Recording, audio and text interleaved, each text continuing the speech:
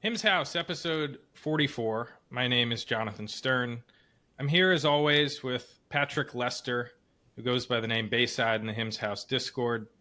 Today we're joined by Geoff Cook, CEO of Noom. Noom is one of Him's biggest competitors, is best known for its weight loss focus, and most recently launched a GLP-1 microdosing program. Earlier this year, Noom had a partnership with Eli Lilly, but that ended last month over compounded GLP-1s. We also wanted to have Geoff on because Noom was just included in the White House's Make Health Tech Great Again initiative. Congratulations on that. And Geoff Cook, welcome to Him's House. Hey, thanks for having me. I don't miss an episode, so this is my pleasure. So Noom was founded all the way back in 2008, close to 10 years before Hims. To kick this off, would love to hear how the company's strategy and health offerings have evolved over the years. Sure. So, let's start off with what Noom is. Noom's a whole person health platform. So we kind of broke into this zeitgeist around behavioral psychology, cognitive behavioral therapy to boost self-efficacy, help people lose weight.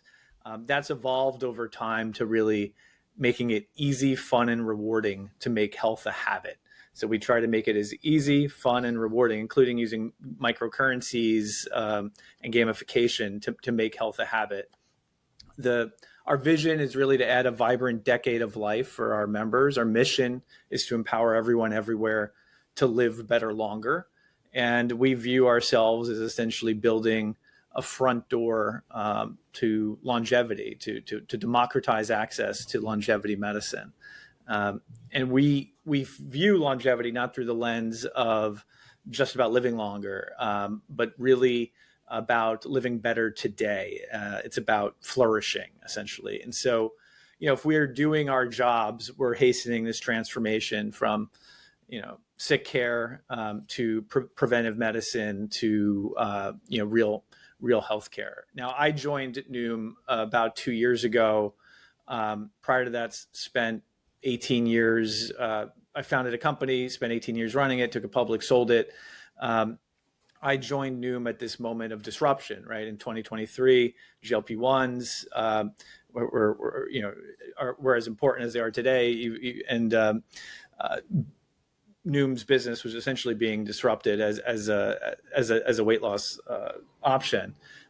What I basically engineered with the talented team here, many of whom brought in, was changing the nature of Noom's revenue from essentially being 100% on a behavior change platform to really emphasizing different medicated plans from HRT, GLP-1. It sounds like we're going to get into microdose GLP-1, oral weight loss meds. And we're now at a point, actually, this is the first time I'm saying it publicly, as of August, this will be our first month where more than 50% of Noom's revenue is coming from our medicated plans. So that's essentially the evolution that Noom is really undergoing. So I just want to make sure I understand the breakdown of revenue. More than 50% from the medicated plans. What is the balance of revenue coming from? Our flagship behavior change program. So Noom, is that an app or is it something else? Yeah, it's an app. So you could go to Noom.com or in the app stores, download the app, and that's a paid behavior change program that has a subscription. There's a free trial, and it comes in a few different flavors. There's a premium version of it. And basically what you're receiving as a member is cognitive behavioral therapy lessons. It's really meant to change the mindset. That one of the slogans throughout the years has been, it's not a diet, it's a mindset. It changes the mindset towards food. And that remains a big and an important part of our business. Are you able to say what proportion of revenue it was before you took over 2 years ago? Virtually, more than 90%. It was virtually 100% of the revenue. Yeah. Wow. Okay. So the weight loss medications have grown from less than close to 5 or 10% to 50% in 2 years. Yes, and not just weight loss, but also we launched an HRT hormone replacement therapy product earlier this year. That's right. You guys, I think, in many ways, beat hymns to that, which certain people in the community noted recently. Let's start with GLP-1s. Last month, I think I saw the microdosing announcement. You guys have been on my radar for a few years, but like the last 1 to 2 months, even more so as you rolled out this microdosing GLP-1 program. I haven't tracked the meta ads like I do with Hims and Hers, but it seems like there's been a massive media and online ads blitz. You guys have a low price point at $119, starting at $119 a month. Would love to hear how that's going so far and why you decided to roll it out and call it microdosing. Sure. So, going back to my point on flourishing, I do see GLP-1s as essentially a catalyst for human flourishing. And I view kind of the goal of Noom is really to operationalize wellness. And the way we think about that internally is really across 6 different categories. And we call them the 6 M's. So metabolic health, muscle building, movement. On the mental health side, mindset, meaning building, social health, really membership. And we essentially build products that align with these 6 M's. And, I think the microdose GLP-1 program does. And it's also actually a big part of why August was our first month above 50% of our revenue coming from MedPlan. So I would say it's going reasonably well. One important thing to remember about Noom is that all of our GLP-1 programs contain this GLP-1 companion behavior change program. It's part and parcel of why somebody would go to Noom for a GLP-1. And it comes with a muscle defense program, an AI body scan. You take an AI-enabled scan of yourself using your smartphone camera. It's a protein tracker, really trying to not lose muscle mass while you're on a GLP-1. And the reason these things go together, if you look at the label on these drugs, they say to be used as an adjunct to diet and exercise. And so my kind of first thing that I noticed in coming into Noom is like we had a great adjunct to that Noom was the diet and exercise program, and the med was the adjunct. That's the way we were kind of thinking of it. And so the reason that there's a synergy between the diet and exercise and the GLP-1, I think is actually a deep one. I think that there's a self-efficacy boost to health. So the self-efficacy is a psychological sense that you can this belief that you can do hard things. And if you don't believe it, then you can't. And Noom has always tried to boost this. What we've observed is people on a GLP-1 are more likely to stick with their habits programs. They're more likely to weigh themselves. They're more likely to log their foods. And that was a little counterintuitive. You might think, oh, they're taking the med. They're not interested in doing these other things, the hard work potentially. That's not the case at all. What we have always seen at Noom is that if you lose weight early in a weight loss journey, you're more likely to stick with the habits that got you there. And so early success is critical. And so we think that if you're getting that boost from the GLP-1, you're essentially boosting your self-efficacy, the sense that you can do it. And if you're doing habits alongside of it, those habits are going to be more likely to stick.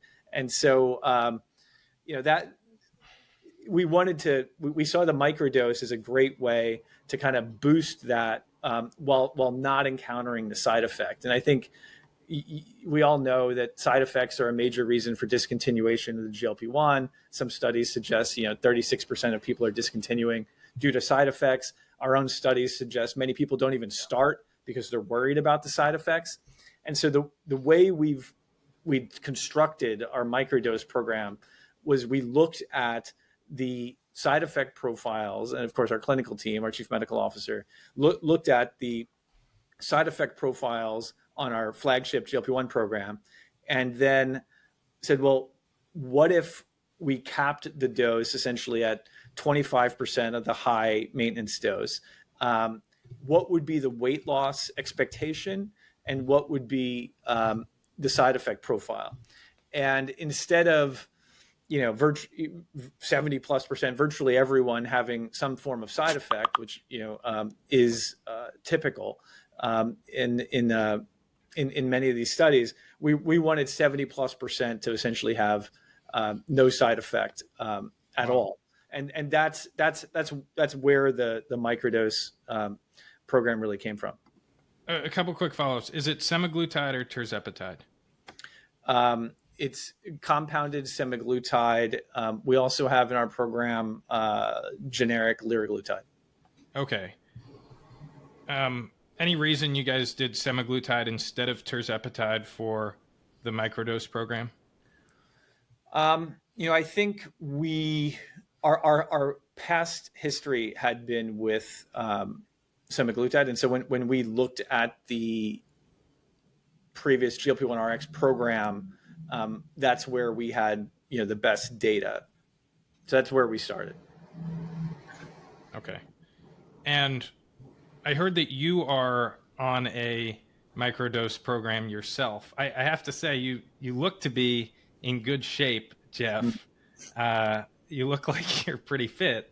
Why are you on a GLP-1 microdose program yourself? Yeah, good question. So I began microdosing a GLP-1 in October of 2024, and the original reason was my A1C was high, so it was 5.6, borderline pre-diabetes, which was surprising to me, and I thought, well, a microdose of a GLP-1. We were obviously thinking about this program even back then. I'm a product kind of CEO, so that the idea of the microdose also just generally appealed to me. And I would say that my A1C, markedly improved. Went from within a matter of 6 months. So I took the blood right in October before I started. Took it again in March. Took it again recently. But it moved from high to normal. So 5.6 went down to closer to 5.2. LDL improved. I actually lost 12 pounds. Didn't necessarily expect that sort of profound improvement on kind of a half the minimum dose. And what I've noticed is that and obviously I'm an N of 1, and this is anecdotal, but what I noticed is that like the motivation for health increased, right? Like I had been already running. I run more now, and not only do that, I will run and then stack, another sort of workout on top of that. And I previously didn't really do that. And so this concept of, well, when you're seeing this improvement, it is easier to continue down that path and then look for other ways to improve. I mean, that's how so many health journeys kind of blossom. And this coming week, I'll be doing my first triathlon in like 7 years. In doubt, no doubt, in part because of that experience microdosing in GLP-1. So it sounds like I was exactly right that you are pretty fit, but thanks for sharing that personal stuff. I know that, well, at least it came up in a recent Bloomberg article that the CEO of Hims, Andrew Dudum, also microdoses GLP-1s. They didn't give a reason there, but nice to see the CEOs of these telehealths eating their own cooking, so to speak. Anyway, I'll turn it over to Patrick. We have some policy and regulatory questions. Yeah, up ahead. That was interesting to listen to, though. So yeah, let's shift topics a little bit to something that is on the minds of our audience, which is the regulatory environment at the national level, specifically with respect to GLP-1s. A lot of investors are keeping their eyes on the possibility that the FDA, the FTC, or Congress are going to potentially crack down on compounded GLP-1s, perhaps in a coordinated way that may have something to do with the current debate around most favored nation drug pricing. Those negotiations are ongoing. Some have speculated, I'm amongst them, that as part of those negotiations, there may be some side deal done around compounded, personalized medications. We'll see if that turns out to be true. It's speculation, although perhaps informed speculation. So a lot of that's out there. Some of it may be of interest to you and your company, given what you're doing. What are your thoughts about what's going on? Yeah, good question. I don't see that happening. That kind of some kind of backroom deal essentially with respect to compounded GLP-1s in order to have some kind of MFN pricing. I think this administration cares deeply about the costs of prescription medications faced by everyday Americans. I think they've been outspoken in looking for big pharma to end this practice of overcharging Americans for the same medications offered, in Western Europe and other places. They've put out fact sheets, recently calling for MFN pricing for Medicaid patients, among others. I think the question kind of presumes there's some deal where pharma and the government might agree to some MFN pricing scheme, but in order to stop compounding. And I think that won't happen essentially for two reasons. First, compounding is in the interest of public health, and it's the law for a reason. In 2013, in passing the Drug Quality Safety Act, Congress made clear the intent to maintain patient access to quality compounded meds. One of the senators at the time even said, I want to make clear that all involved in this legislation have no intent of limiting patient or provider access to quality compounded drugs. So, that's the reason the law was passed, and it's the law of the land. Now, there is a key principle at stake throughout the act, and it's that a doctor should be able to prescribe and not be hindered in prescribing what the needed patient medication is. The pharmaceutical company doesn't get to decide what the patient gets prescribed. The doctor does.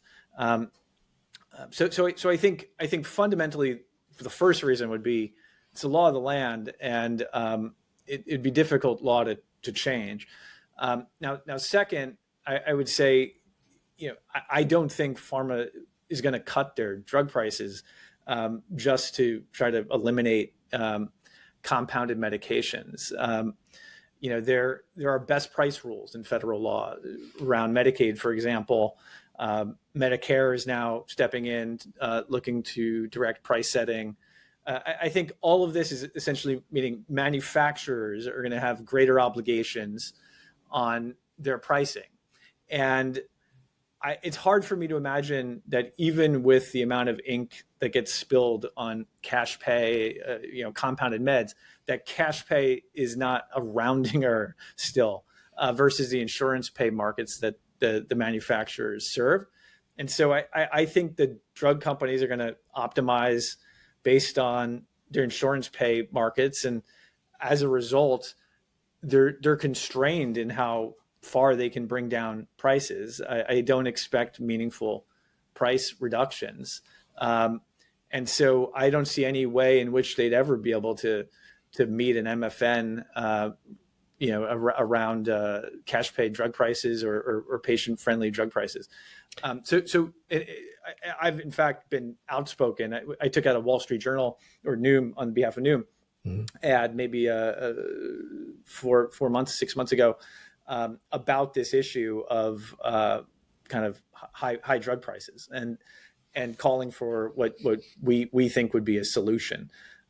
So that's I don't see it happening. Let me do a quick follow-up. So let's go the other direction. Virtually everything that we just spoke about for the past 2 or 3 minutes was sort of a negative potential of some sort of backroom deal, which would potentially rein in compounding. Let's go the other direction. What if, who knows, maybe those conversations have taken place, maybe they haven't. All sorts of reasons to think why they may not happen, and you just outlined a number of those. What if, in fact, so one possibility is just status quo. Nothing changes, at least with respect to compounding. There has been a rumor that it may go the completely opposite direction, which is, in fact, this administration will be pro compounding and do some things that actually will expand the use of compounding. Any thoughts? Anything you may have heard along those lines in a more positive direction? Yeah, I mean, we certainly. I think that's the more likely path of those two. Obviously, things kind of staying the same is another option. Mhm. But we've been. I mean, we took out those back covers of the Wall Street Journal, and we've been. We have a lobbyist in Washington. Probably not. We don't spend probably as much as certain other players in this space. But we think we have a novel idea, and it's an idea I've heard. I think our idea is one take on it. I've heard it in different forums as like an MFN, but what I think needs to happen here is there needs to be an escape valve for high drug prices, and I don't think the drug manufacturers are going to just lower the prices. I think there has to be some market reason to do so.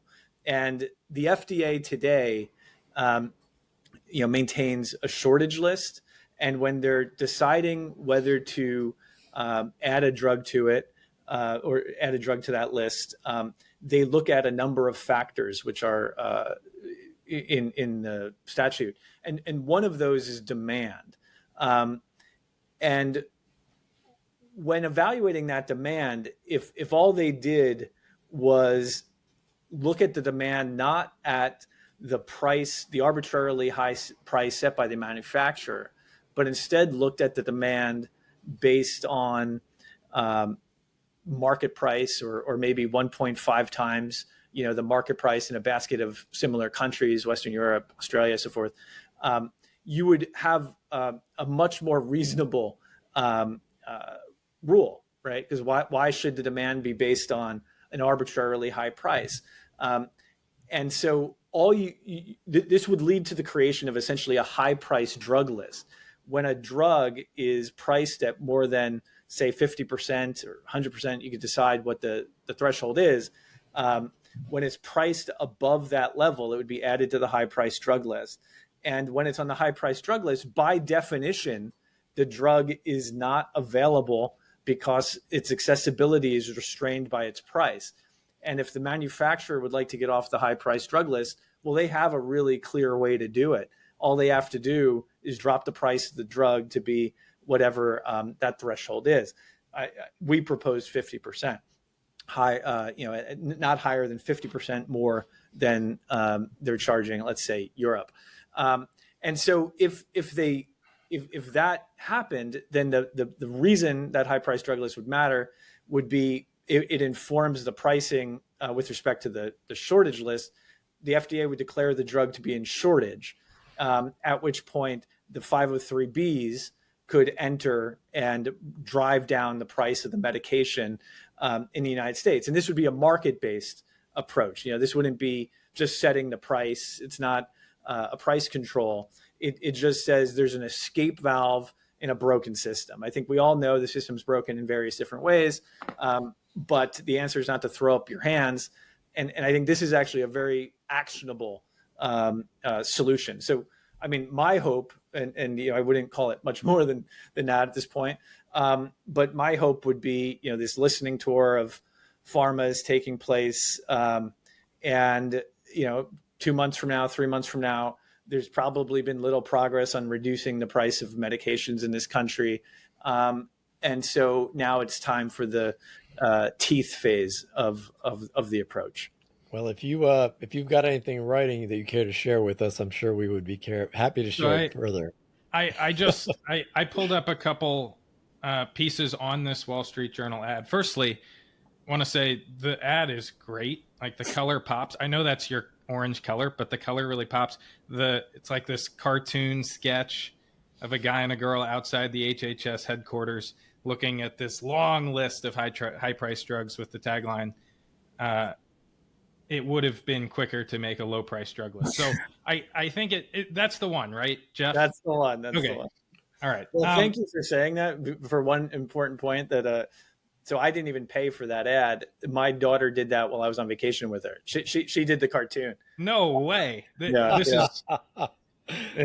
very cool. Okay. I want to read something from, I'm sure you saw this article. It's mmm-online.com.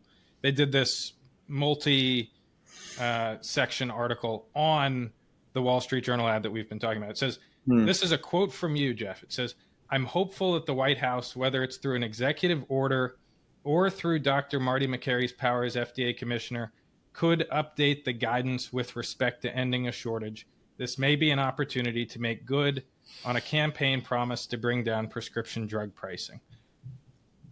The only thing I'll ask is, you were just at the White House. Did it come up? I would say, obviously, I don't miss opportunities to bring this up. I mean, at the end of the day, I think, if I were, the administration, it would seem very reasonable to go and be clear on what you want. You want lower prices for drugs for everyday Americans. Give time to the pharmaceutical companies to hear out their issues, and then expect that there will be change. And if there isn't change, and it's hard for me to imagine how you get voluntary change here. GLP-1s are just one class of medication. To think that all of the pharmaceutical industry is kind of going to make some MFN deal with respect to one class of medication and with respect to the cash pay portion of it, it kind of strains, credulity. So, I bring it up every chance I get in every forum I have. Cool.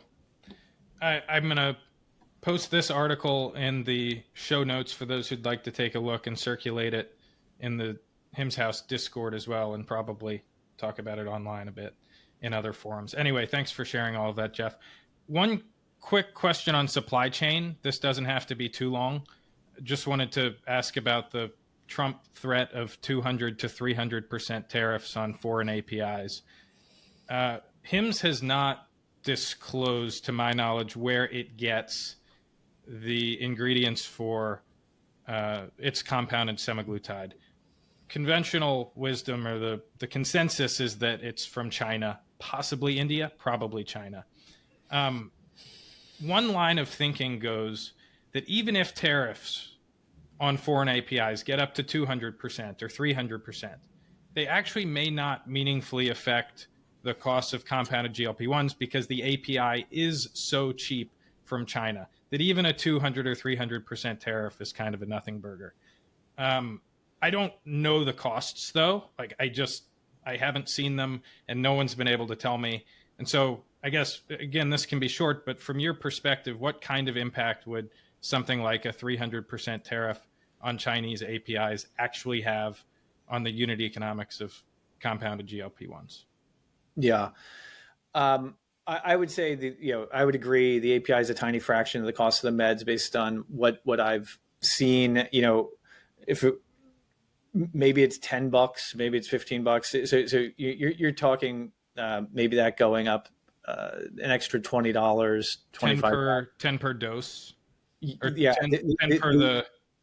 Right. The COGS, for example, again, this is COGS faced by the 503A or the 503B that is compounding it.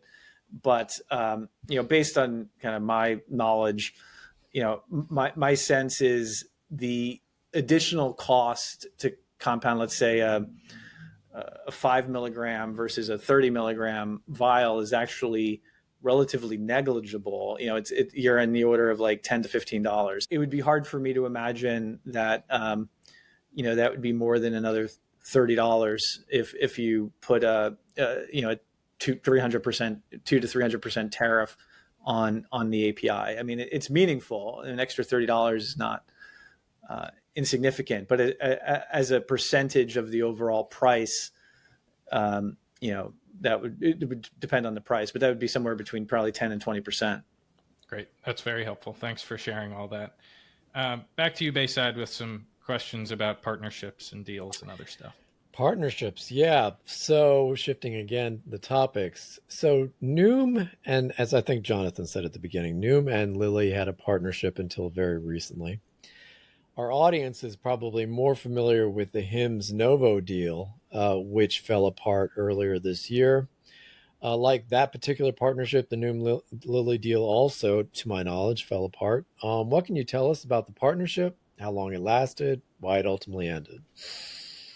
Sure. So, we have a great deal of respect for Lilly and their medications and their business. Um, Ultimately, obviously, that partnership is constrained by non-disclosure agreements. We don't have an active partnership with Lilly, as you noted. At the end of the day, I think it's doctors and not pharmaceutical companies that are going to have to choose the medications that individual patients should take. And so, I think that is is a key principle that Noom has. Now, importantly, patients at Noom can still receive Zepbound. They can still receive Wegovy. You could write these prescriptions, and we do through our branded telemed program to, for example, Gift Health Pharmacy, and so it's still quite achievable to and many patients do opt for the branded protocol. My sense generally in this space is that there's going to eventually have to be a realization that companies like Hims and Noom are essentially, this is what the future of healthcare looks like, right? It looks like convenient care. It looks like pricing that is reasonable. It looks like excellent customer service. Like this is what healthcare is beginning to turn to, and these are becoming front doors to health. And I do think that I think that they're gonna have to at some point decide if you want to access those patients that you need to partner with these folks. Now you could fight them in the courtroom for some period of time, but at some point I think you're going to have to realize the fight is in the marketplace, and bringing those medications to market. I think companies like a Hims and Noom can play a role in.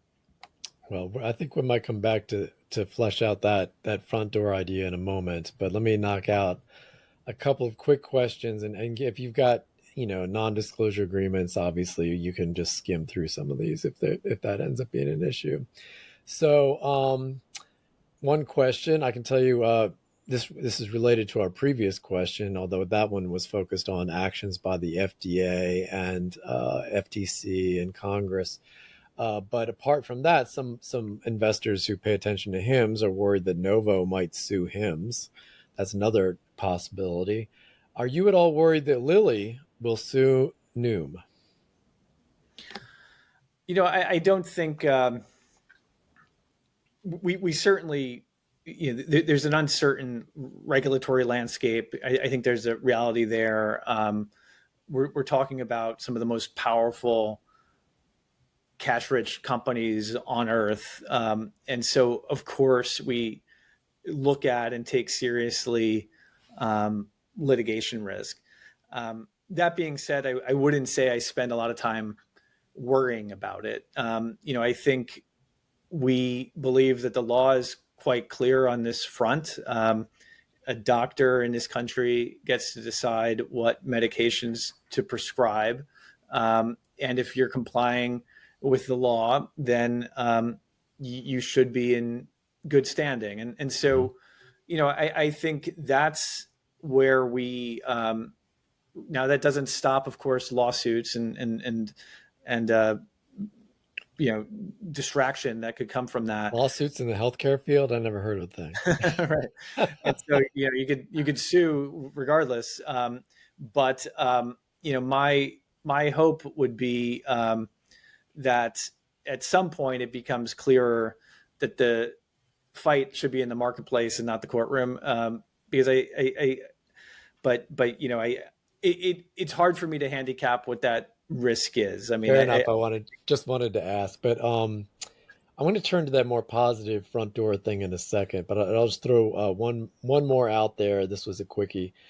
You had a partnership with Lilly. Did you ever consider a deal with Novo?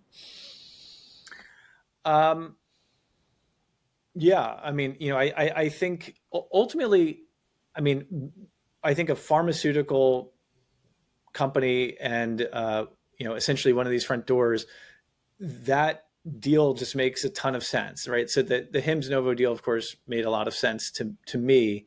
I think that what these, if you think about what the future of medicine might look like, it's basically personalized, right? It's this sense that you shouldn't have to feel the side effect that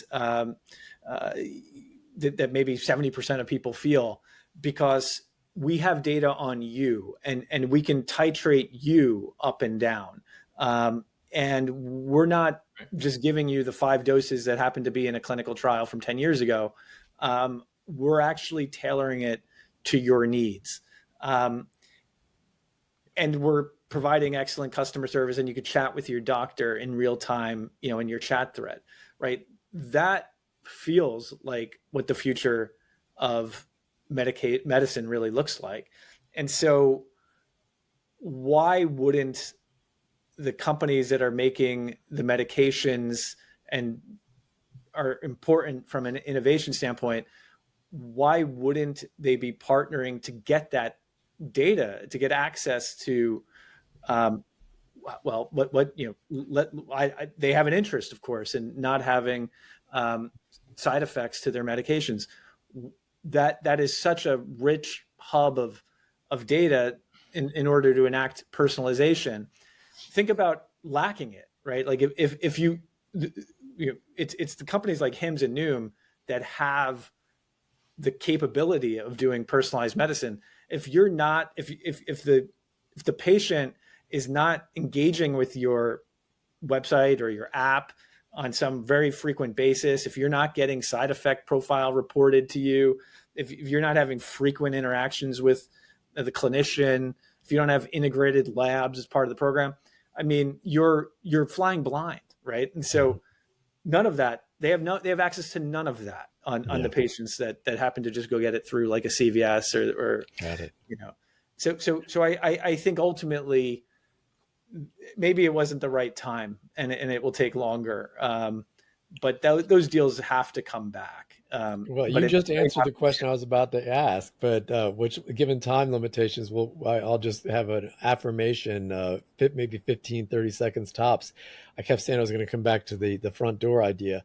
I can tell you, personally, I was super disappointed when some of these deals fell apart because I agreed with the last thing you just said, which is those are the future. And I also saw it potentially, those kinds of deals being the beginning of something that could be much larger, involve more companies, be more expansive. This front door to pharma, but also device makers and other companies that are out there doing cutting edge healthcare related work. So because we're time constrained, do you have a 30-second or less sort of vision of what that might look like? Yeah, I mean, I think where this is all heading is the platform, your health platform knows everything about you, your wearable data, your blood biomarkers, you're refreshing those frequently. And it knows the interactions you're having, the side effects you're having from your medications, the efficacy of those, and is able to make the right kind of AI empowered insight that may well be signed off on by a human clinician to affect your care. And it goes beyond just giving you the right medicine. It's giving you that lifestyle support, that preventative piece, telling you what exercise is, what foods you should be eating or avoiding, maybe with respect to the medicines you're on, right? Like that's what it looks like. And it's nothing like what, it is essentially today for most Right. people. But, if you're, it's not far from that. It's, there's a glimmer of that if you're using a HIMSS or a Noom or some of these other kind of more future forward players. Well, exciting stuff. Jonathan, I'll hand it back to you. Yeah, let's move away from weight loss briefly. One of the main concerns among HIMSS investors is that the core business has slowed down. By core business, I mean sexual health, hair loss, basically everything that HIMSS sells, excluding GLP-1s. I know Noom does not offer ED or hair loss, but it would be interesting to hear your take on this if you're up for it. There are basically two theories that I've heard for why the slowdown is happening. Number one is the competitive dynamics of the industry, just extremely saturated, particularly in hair loss and ED. You have upstarts popping up on Facebook timelines and Instagram timelines every week that are able to undercut companies like HIMSS and Ro and others that are selling cheap hair and cheap hair loss and cheap ED. So that's one theory, that the competitive dynamics don't necessarily favor someone like HIMSS or even Ro in the short to medium term. I think the long run thesis is that some of those upstarts are going to get washed out of the system, but in the near term there could be competitive pressure. The second theory that I've heard is that the Meta ad policy changes earlier this year, particularly with respect to healthcare advertising, have pressured customer acquisition costs, and that it's harder for HIMSS and Ro and some others to effectively target many of their prospective customers. So would love to hear from your sense at Noom how meaningful both of those impacts are to the core business at HIMSS. Yeah. And so, I think the first of those explanations is probably the more likely, that there is just a lot of competition in this space, including competition on price. And I would say that Noom didn't feel significantly. I think there was worry. We for maybe 2 to 4 weeks on the Meta policy changes, but they were mostly navigable. So were the worries in December, or were you guys worried in January? Because I think they took effect at the turn of the year. We were worried about it we were probably more worried about it before we enacted the changes. We enacted the changes ahead of the last moment to enact them. And we didn't see a real erosion to our capabilities at kind of optimizing, an LTV to CAC. So, I think there was reason to be worried, but it didn't play out. On the other side, though, of just the amount of competition, I think that's quite real. Like, I mean, certainly, we see players like Maximus, Eden, and others. There are a lot of players in this space now, and it seems like some of them are really amassing some scale. And I think it was on this podcast, frankly, that, I think I heard this concept that, look, it doesn't matter what the TAM is, right? What matters is the LTV to CAC, because that's all you can access. If the only way you access is via paid marketing, right? And so I think that's what's happening. I think you have LTV to CAC dynamics that are being strained. And that was, of course, when Noom was being disrupted a couple of years ago.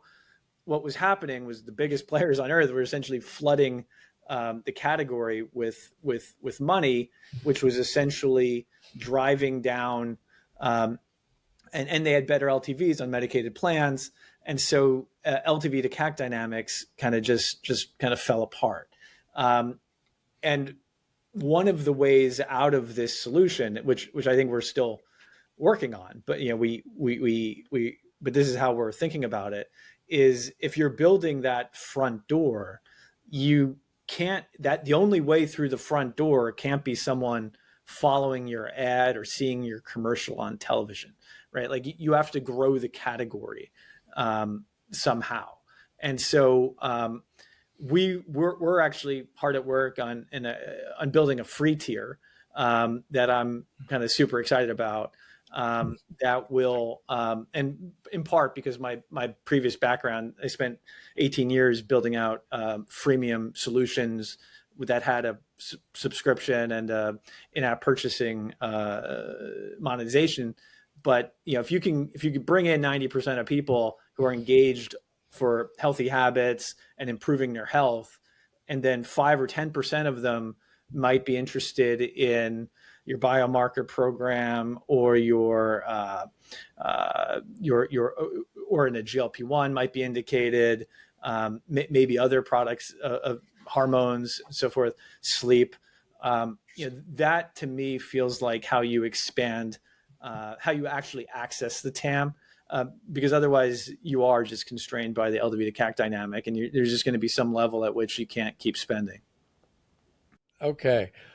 Time being what it is, I may jump asked. I was going to ask you a question about some categories outside hormone replacement, but I think we may actually jump to our last few minutes to really just looking ahead. We did a little bit of that in some of the other questions, but I want to really end on this looking forward into that crystal ball. So I think Jonathan mentioned that you may have been involved in the White House Make Health Tech Great Again initiative. So that could be a potential piece of it. There's AI that's out there that can be used in various ways. Peptides, which GLP-1s are part of, but there's much bigger. Our most recent guest on the pod spoke about that. There's a whole lot of stuff out there. I made a reference to advanced medicine, which could be on the horizon. So instead of us guessing at it or me sort of pontificating, we'd love to hear someone who's actually probably spent a lot of time thinking about it. What is out there on the horizon? Not just for you, Noom, HIMSS, but more broadly, what are some of the opportunities that are laying out there on the horizon? Sure.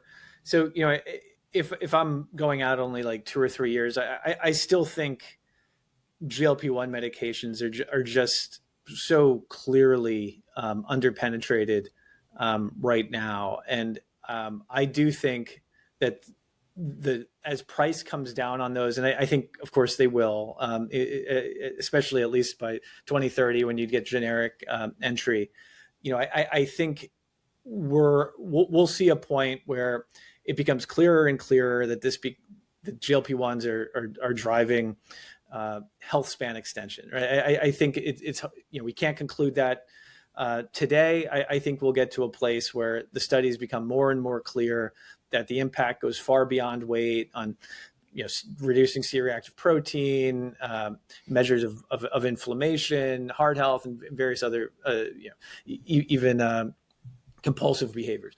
So I think that is the bringing that to people who, and I think our microdose program is aimed in part to do that. But I think that remains a huge category for players in this space. As you go beyond that, I do think, as you think about maybe 3 to 5 years, you're going to be thinking in terms of stacks, right? So what are, and it might not just be peptide stacks, but it might be what medications combined with what behavioral programs are going to best drive flourishing or improvement in health. And I think that could take the form of skin, it could take the form of muscle, it could take various forms. But I think when you bring someone in with a GLP-1, I often think in terms of entry points and add-ons. If the entry point is the GLP-1, well, then the add-on might be sermorelin, it might be GHKCU, it might be something else. But that suggests that as you bring people in, then there's this kind of expansion that could take place. As you go 10 years out, I think that's when you're getting the full promise of the platform knows everything about you. you're engaged with it. The wearables data is pouring into it. We saw Apple recently. There's a report that they're going to be launching a health app with some kind of food tracker in it.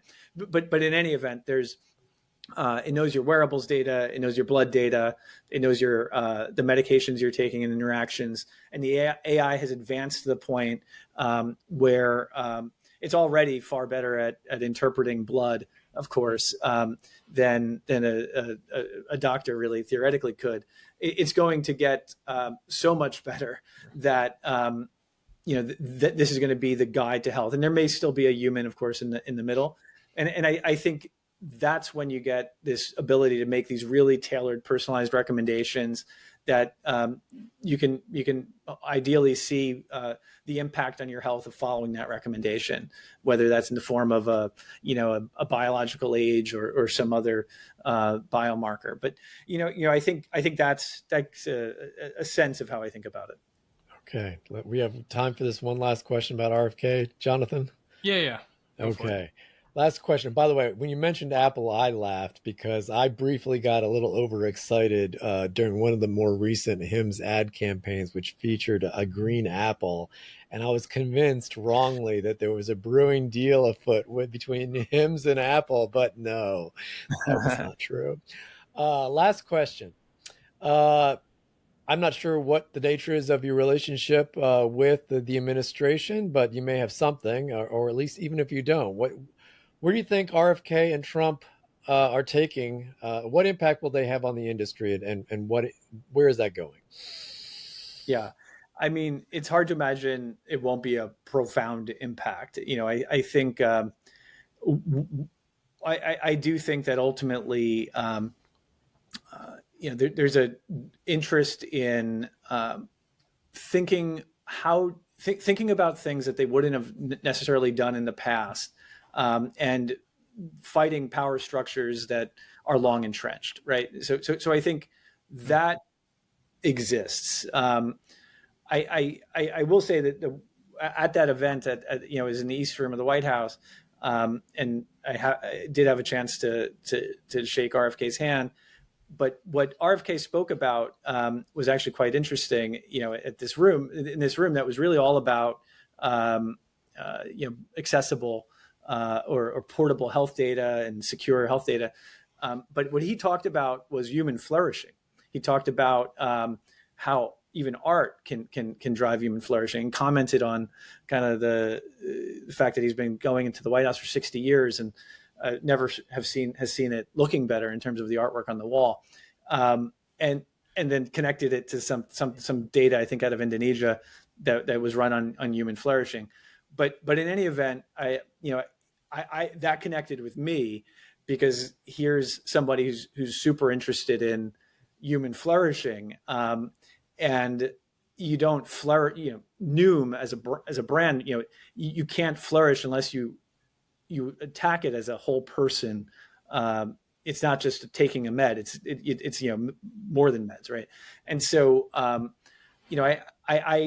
hope that it remains to be seen where it all lands, but it does seem like many of the this interest in flourishing, this interest in lower prices, this interest in ushering in the future with technology and AI, it exists, and now we just need to see it all come together. Great. The one thing I kept thinking is I didn't expect to be taken back to my college readings of Aristotle and the Nicomachean Ethics, and human flourishing is not something, unfortunately, that I've thought about in a few years, but it's such an important topic, and Noom and Hims and others really are at the frontiers of all of that. So we're at the top of the hour. We're going to call it here. But Geoff Cook, thank you so much for being a part of Hims House. It's been great to chat. It's been my pleasure. Thank you.